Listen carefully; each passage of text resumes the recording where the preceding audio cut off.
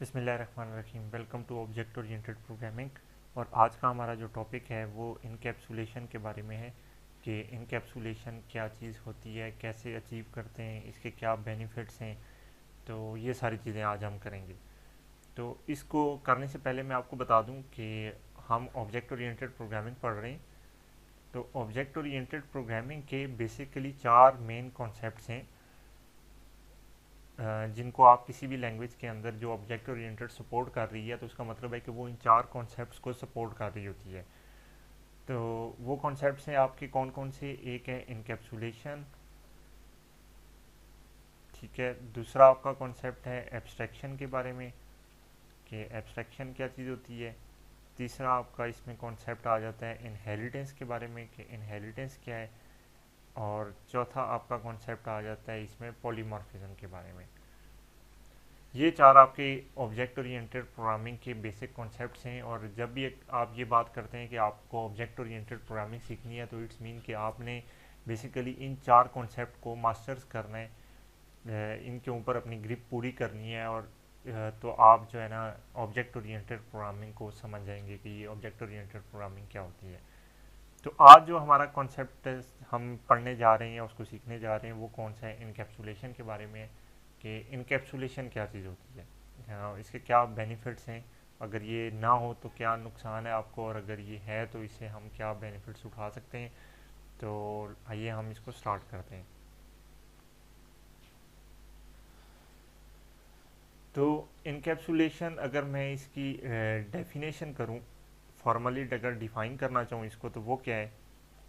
Is a mechanism, ये एक mechanism है आपका ऑफ रैपिंग डाटा। डाटा की जब भी हम बात करते हैं तो इट्स मीन कोई वेरिएबल्स होंगे and methods acting on data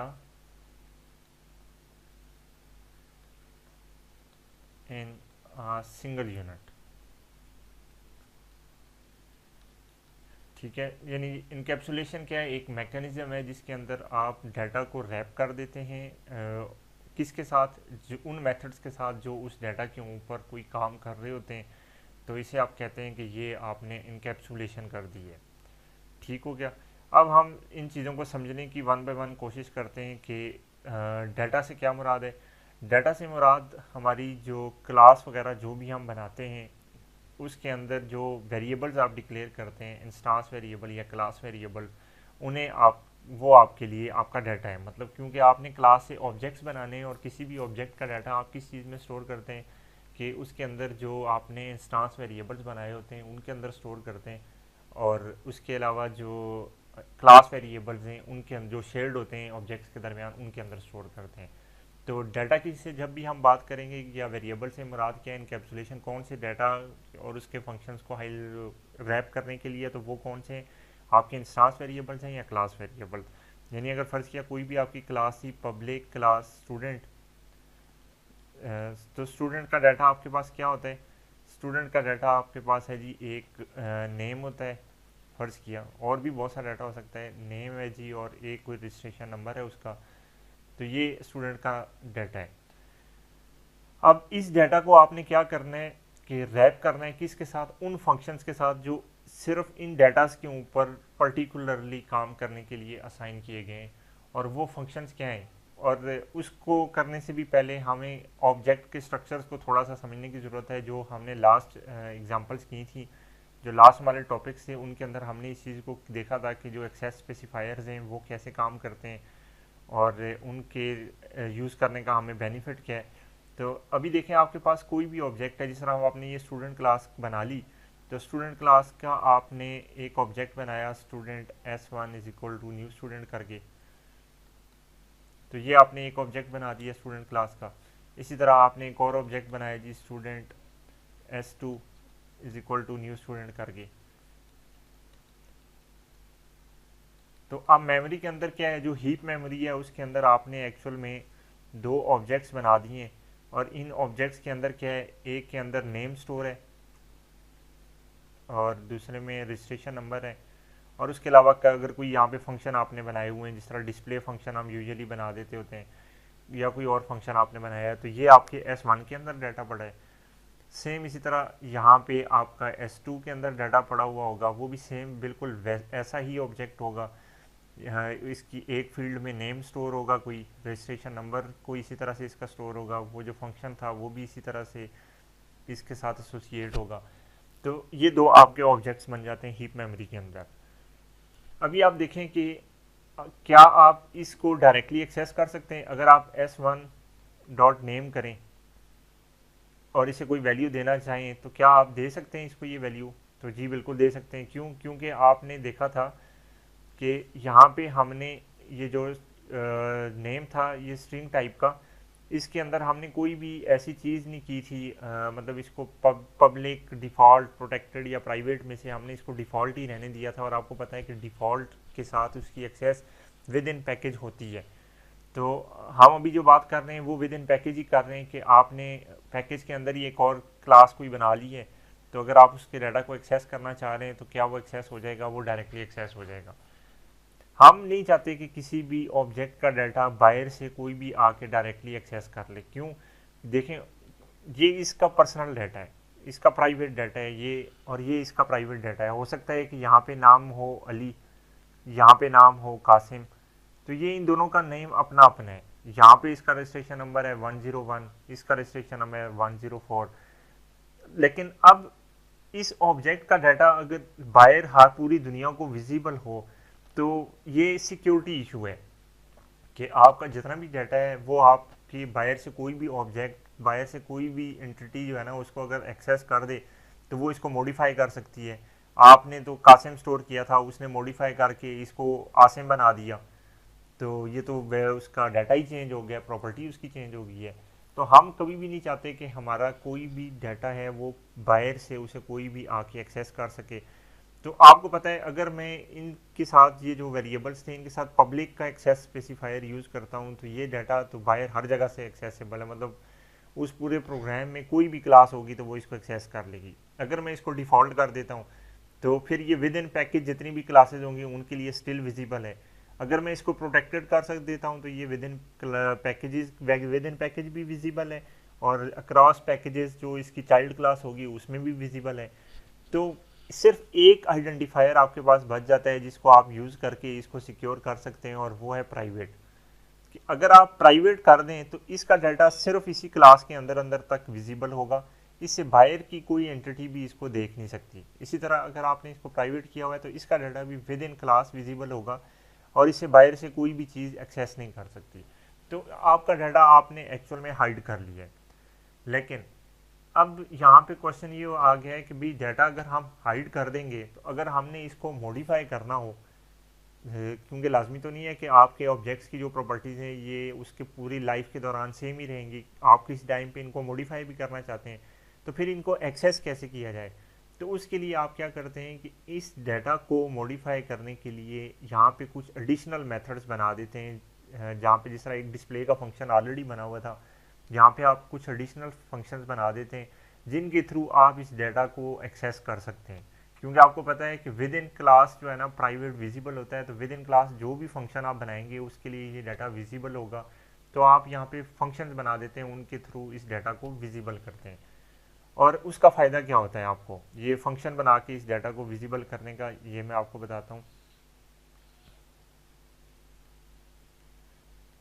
फ़र्ज़ किया कि आपकी एक क्लास थी स्टूडेंट, पब्लिक क्लास स्टूडेंट, और इसके अंदर कोई आपने वेरिएबल बना दिया जी प्राइवेट स्ट्रिंग नेम, और एक आपने इसके अंदर वैसे फंक्शन बनाया हुआ था पब्लिक वॉइड डिस्प्ले के नाम से। ठीक है, ये आपको पता है कि किसी भी क्लास के अंदर क्या होता है कि या फंक्शंस होते हैं या फिर उसके इंस्टांस वेरिएबल्स होते हैं या फिर दोनों होते हैं।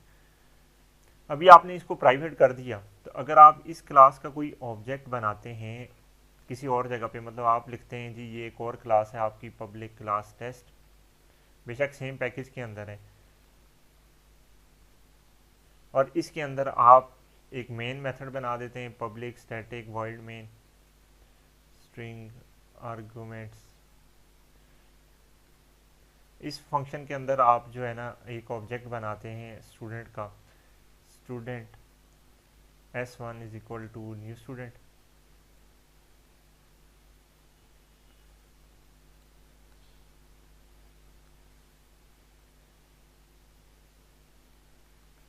अब अगर आप डायरेक्टली s1 डॉट नेम करेंगे तो क्या ये एक्सेसिबल होगा?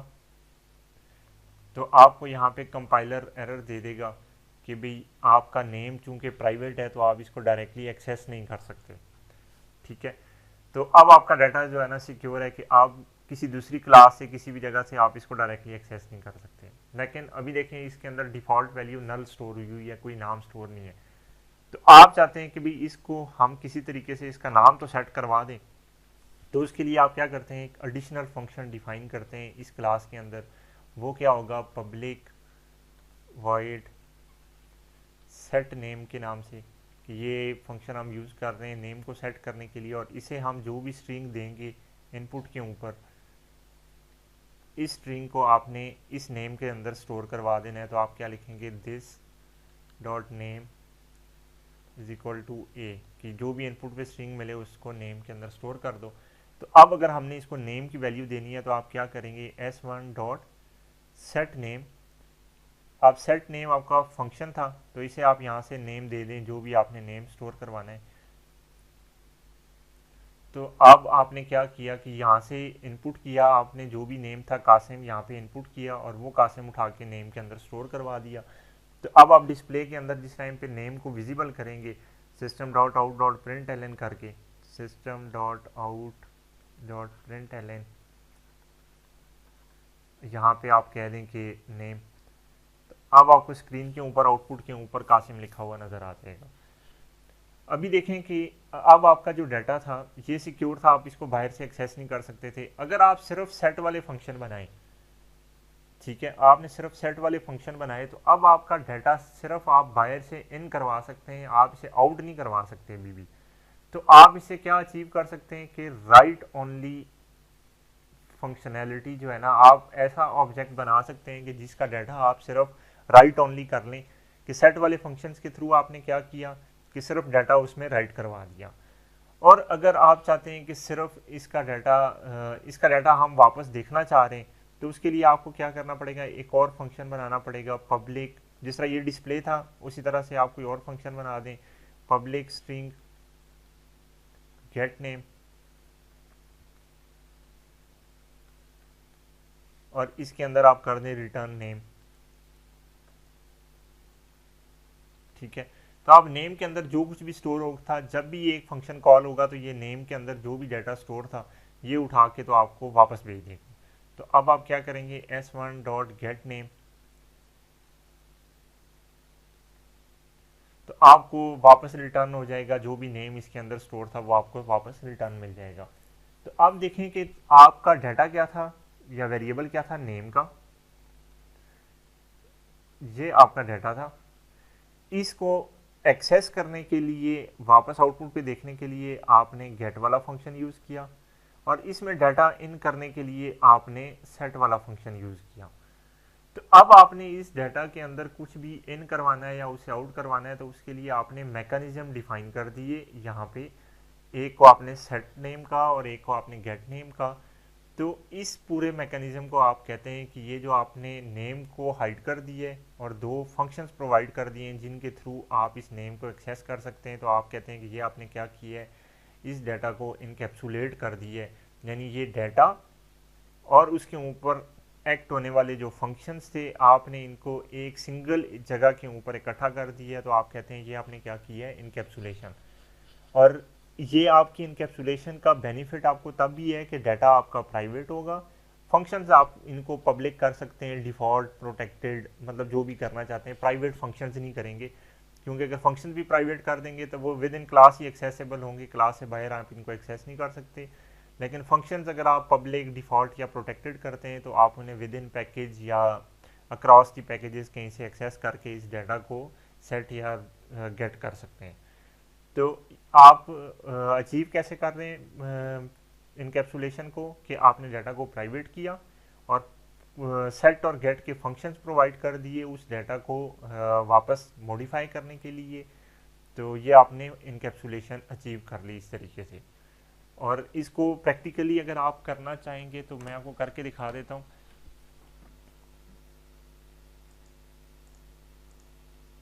एक नई एप्लीकेशन क्रिएट कर लेते हैं।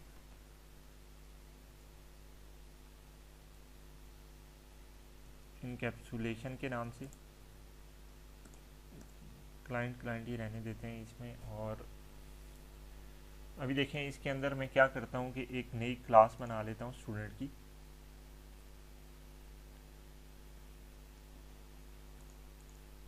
पब्लिक क्लास है ये।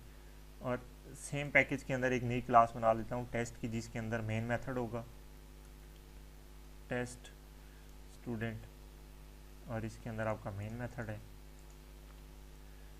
ठीक हो गया।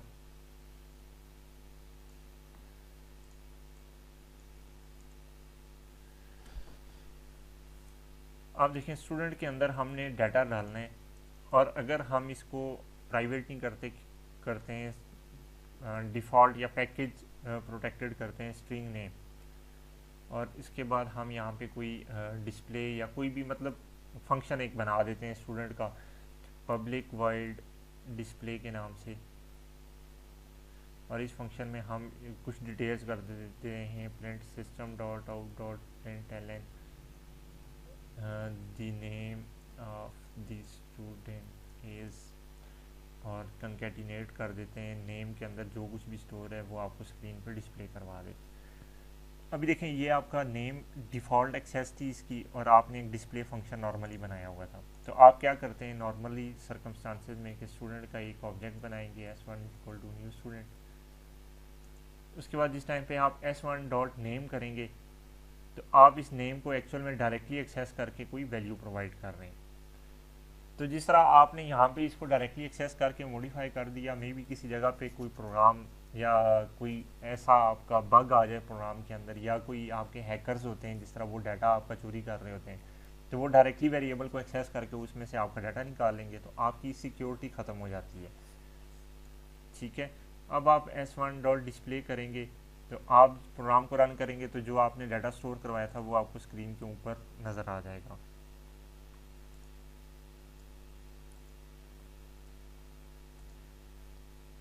ये देखें the name of the student is Qasim, कि जो भी नेम के अंदर आपने डाटा स्टोर करवाया था वो आपको नज़र आ गया। तो उसका तरीका क्या है आपके, हम नहीं चाहते कि भाई डायरेक्टली हमारा डाटा एक्सेस हो, हम इस डाटा को छुपाना चाह रहे हैं। तो उसका सिर्फ एक ही तरीका है कि आप इस डाटा को क्या कर दें, प्राइवेट। जब आप प्राइवेट कर देंगे डाटा को तो फिर देखें कि यहाँ पे ये अब आपको एरर दे रहा है, और वो क्या है कि नेम की एक्सेस प्राइवेट है, आप इसको किसी दूसरी क्लास के अंदर एक्सेस नहीं कर सकते। तो मतलब अब आप इसको कहीं से भी एक्सेस नहीं कर सकते।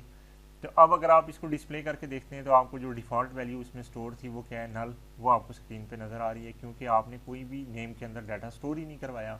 तो जब आप इसको देख रहे हैं तो ये आपको इसमें जो डिफ़ॉल्ट नल वैल्यू है वो असाइन करवा रहे हैं।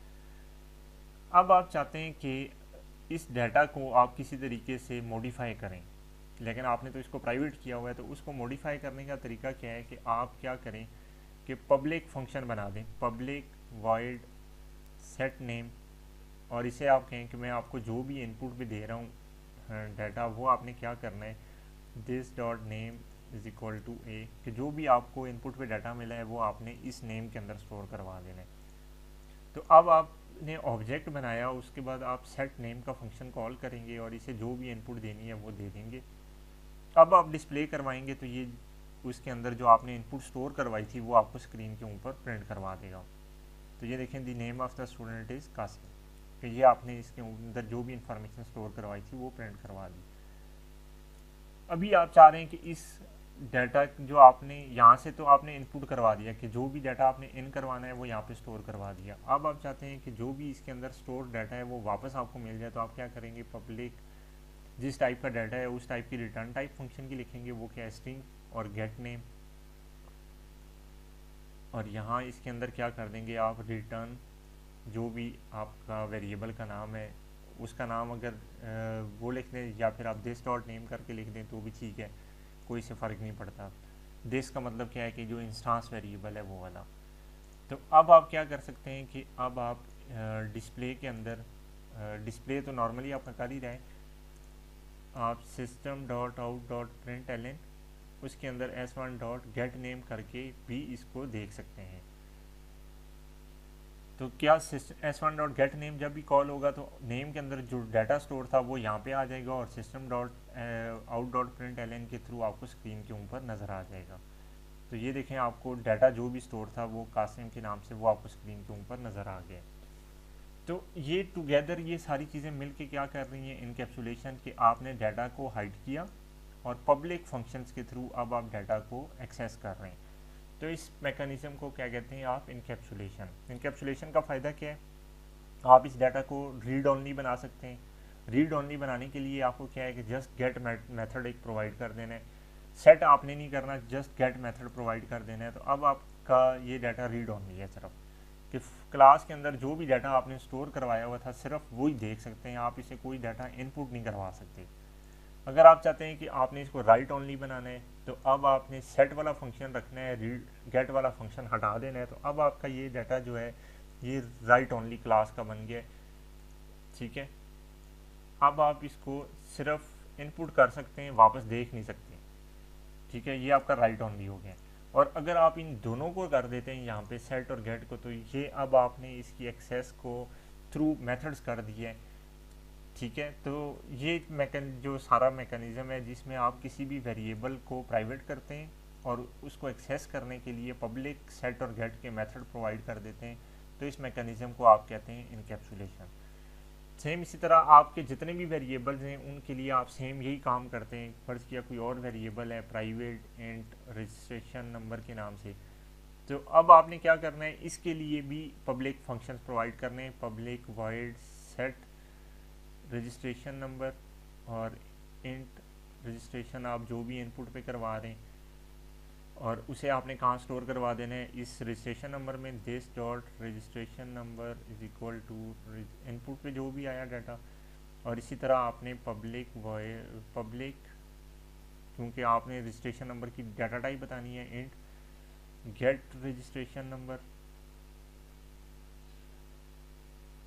तो रिटर्न आप करवा देंगे रजिस्ट्रेशन नंबर। तो अब ये सारा मैकेनिज्म बल्कि अब ये क्या किया आपने, इनकैप्सुलेट कर दिया है कि जो डाटा पार्ट था वो और उसके ऊपर जिन फंक्शंस ने एक्ट करना था उन्हें इकट्ठा कर दिया एक जगह पे।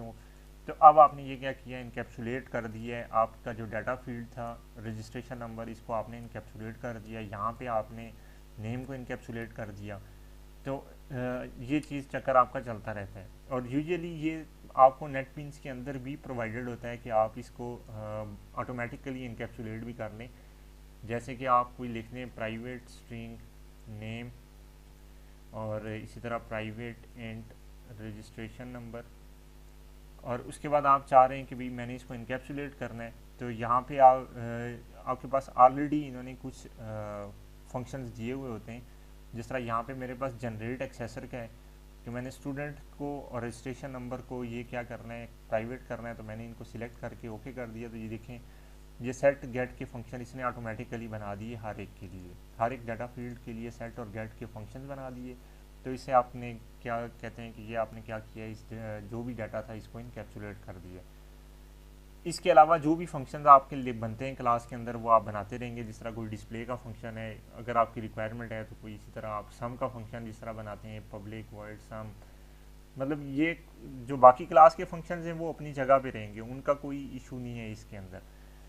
आपने जस्ट क्या करना होता है कि जो भी आपका डाटा है, जो भी डाटा फील्ड है आपका, उसको प्राइवेट करना है और पब्लिक फंक्शन सेट और गेट के प्रोवाइड कर देने हैं जिनके थ्रू आप इस डाटा को सेट करवा सकते हैं या एक्सेस कर सकते हैं।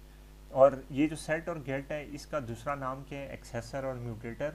गेट वाले फंक्शन से आप क्या करवा रहे होते हैं, एक्सेस, तो इसलिए गेट वाले फंक्शंस को आप क्या कहते हैं, ये क्या है, एक्सेसर हैं, एक्सेसर फंक्शन भी आप इसे कहते हैं। और जो सेट वाले फंक्शन हैं इनके थ्रू आप कोई डाटा इन करवा रहे होते हैं तो इसे आप क्या कहते हैं, म्यूटेटर फंक्शन भी कहते हैं। तो आई होप कि ये इनकैप्सुलेशन आपको सही तरह से समझ आ गई होगी। तो ये बड़ा इम्पोर्टेंट आपका एक समझ लें कि पिलर है ऑब्जेक्ट ओरिएंटेड प्रोग्रामिंग का।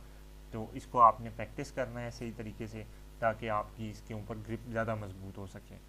Thank you.